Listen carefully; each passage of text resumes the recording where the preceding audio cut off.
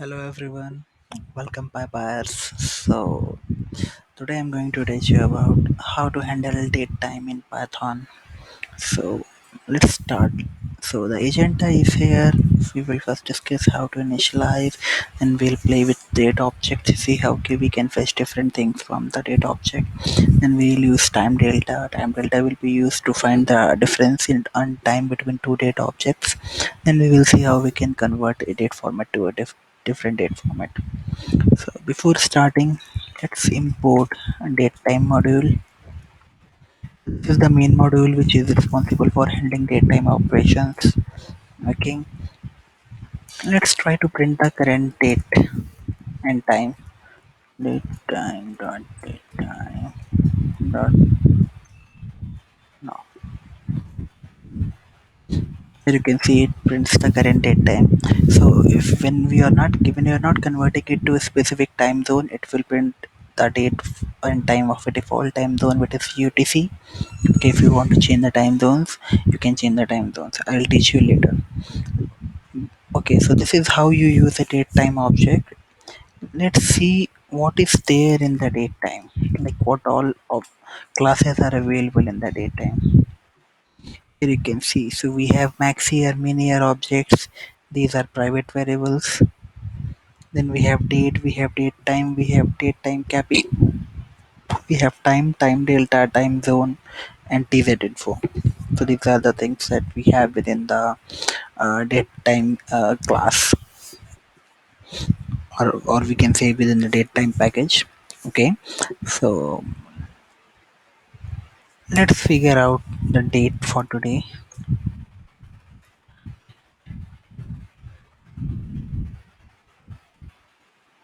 Okay, okay, so before starting, let me teach you how to initialize the date object. First we'll work with the date, and similarly you can work with the date time objects. Okay, let's see that. This is equals to datetime.date. Print it. Okay, so it needs argument. What it is saying, it needs argument year, position, not phone. So before starting, you have to pass on the arguments like this. You can see now it is telling you that. So this is how you initialize the date object.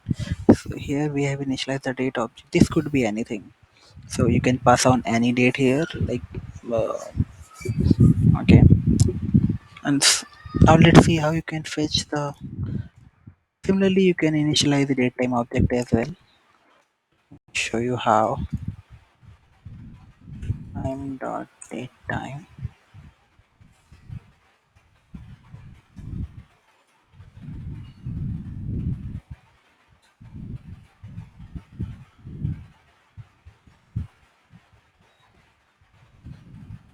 Here you go. The date and time.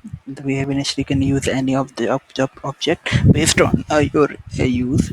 So if you need date object, you can use the date object. If you need date time, you can initialize the date time object.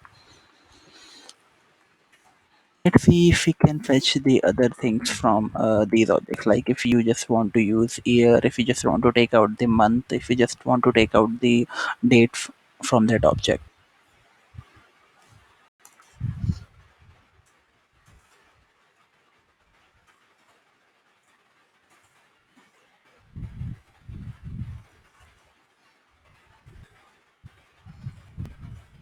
Here you can see. So you can fetch the year, month, and day of the object. Similarly, you can fetch the hour, minutes, and seconds as well from the date time object. So these are the properties of these objects. So you can fetch the individual components of these objects. So earlier I told you how you can fetch the current date time. Let's see how you can fetch the current date. Datetime.date. This is the today function, which will give you the current date. If you want the current time, we have datetime.datetime.now function. So these are two separate functions which are used to fetch the date. So here you can see it prints the date along with the time. Okay. So these are two functions which are used extensively in application programming if you want to do some processing based on the date or based on the time. Similarly, guys, if you want just time, you do not want to fetch the date time and then trim it to get the time. We have a time object as well.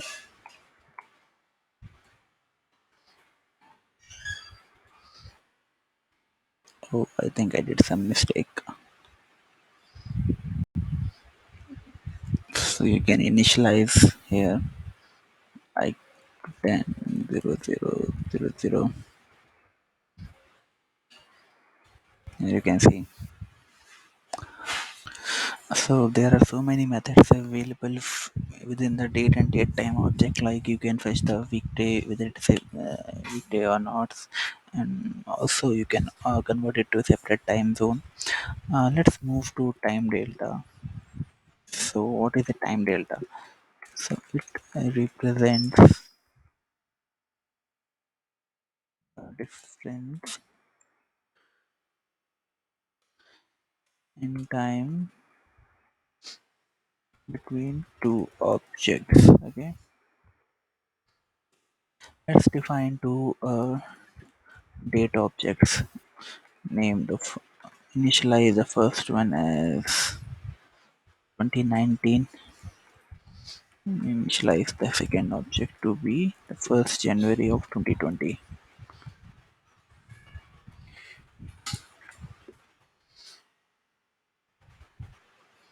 Now simply print y minus x.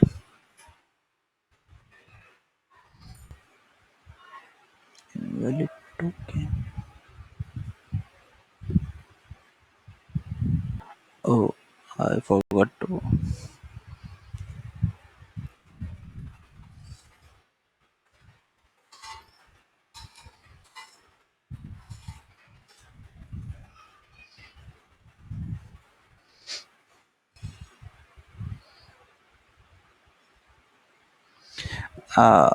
So the year should come first. Let's copy from here.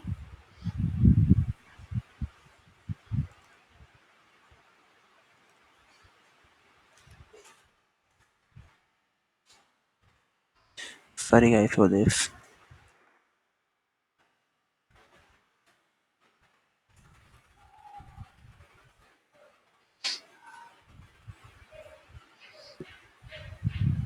Sorry guys for that glitch. The default convention was not working, so I have used the like pass by value convention of the objects. Let's see, here it is. So we created two date objects and then we tried to find the difference of those two objects. So we got 365 days along with the difference in time, which is absolutely correct.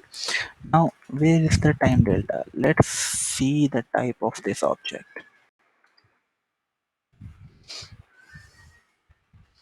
Here you can see datetime.time delta. Whenever we are getting a difference of two dates, you can do this with that date time object as well. So we get the time delta object. The time delta object tells us what is the difference, between two dates. So as you can see guys, this cannot be used straight. The return will cannot be used straight away in the programming language. So what we do, we simply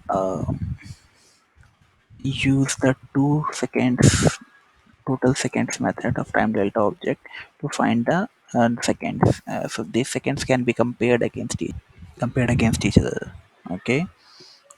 Let's see.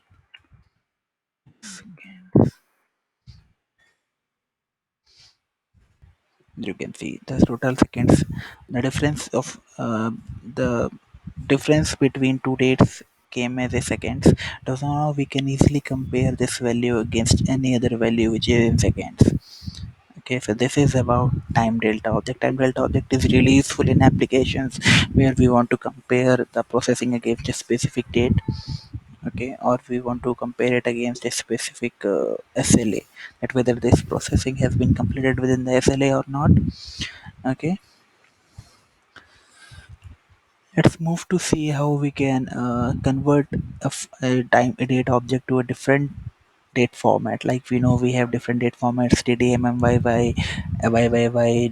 dd, yy, dd, and also others as well. Let's create a datetime object first.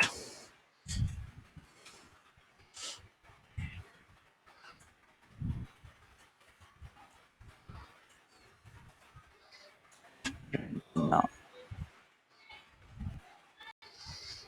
as you can see, it is currently giving the output in YY dd object. Let's convert it to dd YY. So we have a strf function using which we can convert the formats.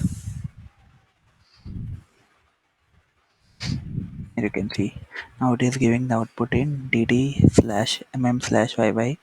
We can use it again to convert a hyphen based object. Here you can see, so whatever standard conventions available for representing a date time, you can modify this string and use and convert the datetime object for that. Okay, so this is how datetime objects are converted for better processing. Like some application treats datetime object in a different format, while you may receive datetime object in a different format from another application. And if you want to interact with both the applications, you need conversion. That's how we convert that. Thank you guys for watching this video. I'll keep entire this notepad. I'll put this entire text into the YouTube description section, video description section. Please like and subscribe my video.